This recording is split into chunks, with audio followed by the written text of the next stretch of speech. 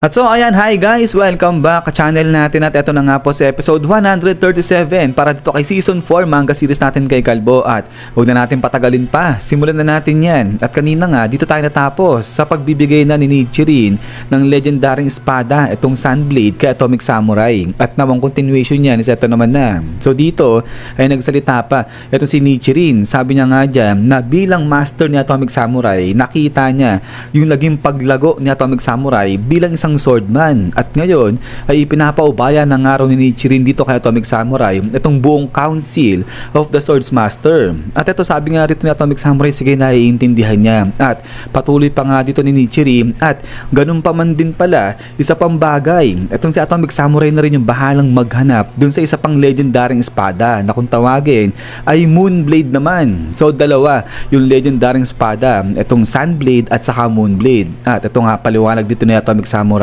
na sabi-sabi na kung sino man yung maka-obtain o makakuha sa dalawang espada na yan ay magtataglay siya ng walang kapantay na kapangyarihan, ito nga unparalleled power bilang isang swordmaster. At ayan yung pinaka-mission talaga ng Council of the Swordsmaster, yung ma-obtain nila itong pares na espada na to, itong Sun at saka Moonblade. And so ito ngayon, baling na si Atomic Samurai dyan kay Ai. Sabi niya nga dyan, di ko pa ba nababanggit sa iyo yan? So ito sabi nga ni Ai, hindi pa. First time niya lang narinig yung bagay na yan. Pero ito nga tinawag pa ni Nichirin. Ito si Mustache, sabi niya nga dyan na naging remarkable, naging mahusay. Ito si Mustache, ang kulang niya na lang ay yung malaman niya kung ano talaga yung pinaka-technique ng kanyang paggamit sa espada. At ito kapag nalaman ng araw ni Mustache yung kanyang sariling technique sa paggamit ng espada, ay dyan na niya na mamamaster itong kanyang swordplay. At then after nga niya, ito lang nga ngayon naiiyak na itong si Mustache kasi nagpapaalam na itong si Nichirin, ibig sabihin At ito sa kabilang banda ay ito yung mga Blackie na natunaw nga dahil nga sa suka ni Ugly. At ito inihigop niya, kadiri talaga itong si Ugly, hinihigop niya itong mga natunaw na Blackie, kaya nga ito nagagalit itong isang Black Sperm. Sabi niya nga dyan, ikaw huwag mo akong kainin, sabi niya ganyan. At ito nga grabe, sinukahan pa nito ni Ugly itong mga Blacking iba, sabi niya nga dyan, manahimik ka, sabi niya ganyan. At ito nga nagagalit dito itong pagkarami-rami mga Black Sperm. At ito nga ngayon, sige, higop pa rin ni Ugly ito nga mga natunaw na Black Sperm. Sabi niya nga dyan, ang galing nito, meron siyang supply ng unlimited na protein at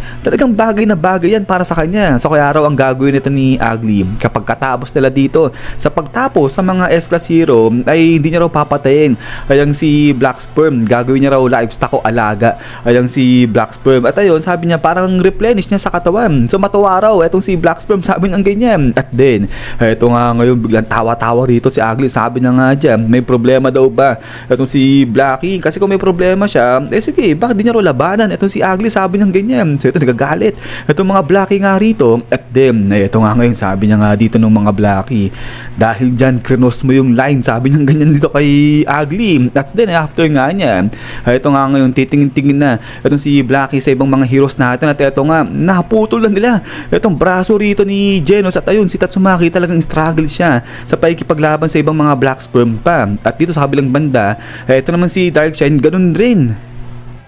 Talagang sakit na sakit dito, talagang down dyan si Darkshine dahil nga sa pagsuka sa kanya ni Ugly. At ito nga sabi ni Black Sperm, yung mga S-Class Hero natin ngayon, mga nagsiscattered sila, mga nagsikalat na nga sila dyan at may hina na sila. So kaya nga dito dali-dali sigaw itong si Black Sperm, sabi niya nga dyan, okay sige, let's go, sabi niya ganyan. Magsama-sama nga raw sila ulit ngayon at dahil meron silang paparusahan, meron silang dudurugin ngayon, sabi niya ganyan. At ito nga ngayon is boom, bigla nagliwanag na nga rito ito si Black Sperm. Ito nga talagang silaw na silaw dito itong si Ugly. Sabi niya nga dyan, teka, ano yun, sabi niya ganyan. At then suddenly is bam na sige dito sa pool na UP bigla rito itong mukha dito ni Ugly. At ito nga ngayon is pakala sige dito, ginugulpit talsik itong mukha dito ni Ugly. Kaya nga sabi dito ni Ugly, teka, ano ba yan, sabi niya ganyan. So nagigigil na itong si Ugly. At then suddenly is bigla niya ang sinukahan rito itong si Black Sperm. Pero ito iba na yung anyo, yung itsura nga rito ni Black Sperm at nakatayo lang siya habang sinusukahan nito ni Ugly. At then after nga nito is blagag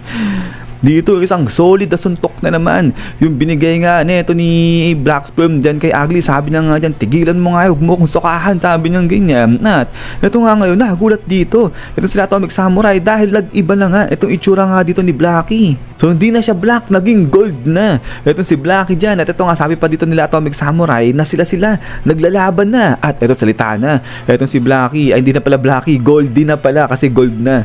Ito si Black Sperm, sabi niya nga dyan na ngayon hindi na uubra itong acid sa kanya ni Ugly dahil nagtataglay nga raw yung gold ng anti-corrosive. At ito nga biglang labas na rito itong si Golden Sperm. Sabi nga rito, Golden Sperm is born with a blast. So grabe, ang tindi ng transformation nito ni Blackie. At ito nga bagsak dito itong si Ugly, hindi niya kinaya itong panibagong transformation dyan ni Blackie. So ito Goldie na ang tawag natin dito. At after nga niya na ito nga bangon na rito itong si Ugly, sabi niya nga dyan na magbabayad itong si Golden Sperm. But then suddenly ito nga biglang may nagsili parang dito ng mga bola na pagkabilis-bilis. At pagkatapos niya bam bam bam, mala, sige grabe, sabog ngayon dito si Ugly. Grabe yung mata niya, talagang luluha na. At ito nga labas na dyan ito si Homeless Emperor. So ito nga sabi ni Goldie, aba si Homeless Emperor o si Worthless Emperor nagsimula nang kumilo, sabi niya ganyan, change of heart, sabi niya ganyan dito kay Homeless Emperor. At ito nga ngayon sagot ito si Homeless Emperor, sabi niya nga dyan,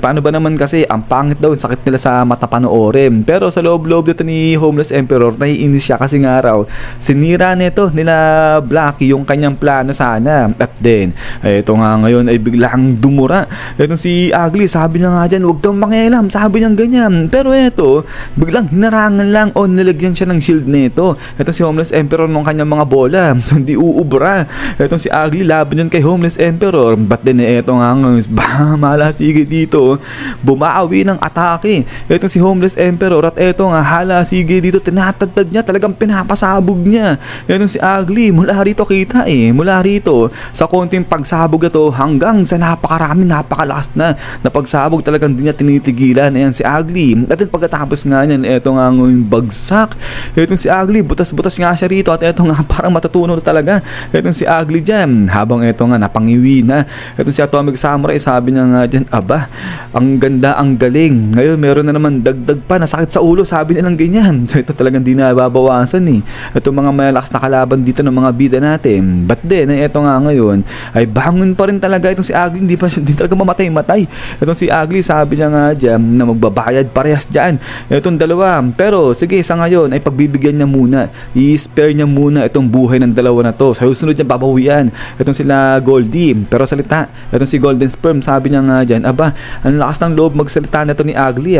Sa tingin niya ba talagang aabutan pa siya ng kinabukasan? Pero ito nga biglang salita si Homeless Emperor, sabi niya nga dyan na sige, wag na yan habulin pa ni Golden Sperm, hayaan nang mabuhay yan, pagbigyan na nila yan dahil mas magiging kagamit-gamit daw yan ayang si Ugly. So may pakinabang siya, sabi niya ganyan. So ang prefer nga raw dito ni Homeless Emperor ay hindi niya papatayin si Ugly at papahirapan niya na papahirapan yan, gagawin yung halos mamatay-matay na ayang si Ugly at ipapakita kung gaano siyang kahina hanggang sa magmakaawa na raw ayan si Ugly na tumigil na itong si Homeless Emperor at gawin na lang alipin ayan si Ugly. So grabe ang tindi rin ng pinaplano nga nito ni Homeless Emperor. So kaya ito sagot na itong si Golden Sperm, sabi niya nga dyan, okay sige kung ganun uunahin niya na lang yung mga basura. At eto nga referring dito kay Darkshine. At then eto nga ngayon talagang nginig saka umiyak na ng todo etong si Darkshine. Sabi niya nga dyan yung mga muscle niya, yung kintab niya nawawala na, sabi lang ganyan. At eto nga ngayon biglang dating na nga rito etong si Golden Sperm at bigla niya nga hinarap dito etong si Darkshine. So grabe, liwanag na liwanag dyan etong si Golden Sperm. Paano ba naman di magliliwanag, gold nga siya. At eto nga ngayon talaga ng dilat etong mga mata dyan ni Darkshine, ang laki. At eto nga biglang salita etong si Goldie, sabi niya nga dyan na sumusuko sa laban etong si Darkshine habang umiyak siya. Hero ba siya talaga? At eto nga ngayon talagang titig na titig etong si Darkshine dyan kay Goldie, pinapawi siya. Sabi niya nga rito mas bulk na muscle kumpara sa kanya at saka mas makintab sa kanya. At ito iiling-iling na si Darkshine, sabi niya nga dyan, hindi totoo to, imposible to, sabi niya ganyan. At ito ngayon talagang napasigaw na ng todo ito si Darkshine, talagang nagpanic attack na nga siya rito. At after nga nito blagag, grabe, ito binanatan siya bigla nga dito ni Goldie. At ito ngayon boom, hala, sige grabe, lipad dyan etong si Darkshine. Ito nga ikot-ikot nga siya rito hanggang ito nga bigla nang napakaskas dyan ito si Darkshine at umabot na nga siya rito ngayon kala Atomic Samurai. So ito nagulat dyan ito sila Atomic Samurai. At pagkatapos nga nito is ito nga ngayon bagsak rito Ito si Darkshine, grabe. So hindi naman natunaw, tinamaan na nga siya dyan ng asido nito ni Ugly, at ito na banatan pa siya ni Goldie, so kawawa. Ito si Darkshine, at ito nga salita, ito si Goldie, sabi niya nga dyan, hina, sobrang hina, sabi niya ganyan. At yung pagkatapos nito, isan guys, so hanggang dito lang pala itong si episode 137 natin. Pero yun, ang lupit na ito ni Blackie, naging Goldie na nga siya at mas pilalakas pa. Ito si Black Sperm dyan, so hindi na umuubra. Ito si Darkshine na naman dyan. Pero yun nga guys, ay ulit, maraming salamat sa walang sawang pagsuporta sa channel natin at sa panonood dito kay One Punch Man natin. So yun, salamat din sa mga comments nyo guys, at saka nga din sa mga naghihintay, saka din sa mga nagsasuggest ng sa natin, mga internet provider. So yun, so hindi ko lang ma-reactan kasi konting galon, konting kibot, napuputol yung internet Pero yun, kapag naging okay na nga itong si internet natin bukas o mamayang madaling araw, ay itatry nga natin na magmarami na nang upload natin. Isama natin si Solo Leveling at pati na pala yung si Global Freezing something na yun. Ayun, medyo nakakita ako na So i-review ko lang siya at isasabay na rin natin yan dito sa mga susunod na manga series natin. So hintay-hintay lang guys. Ayan. So ayan ulit, maraming salamat. Lagi mag-ingat. God bless nila at kita-kits tayo ulit.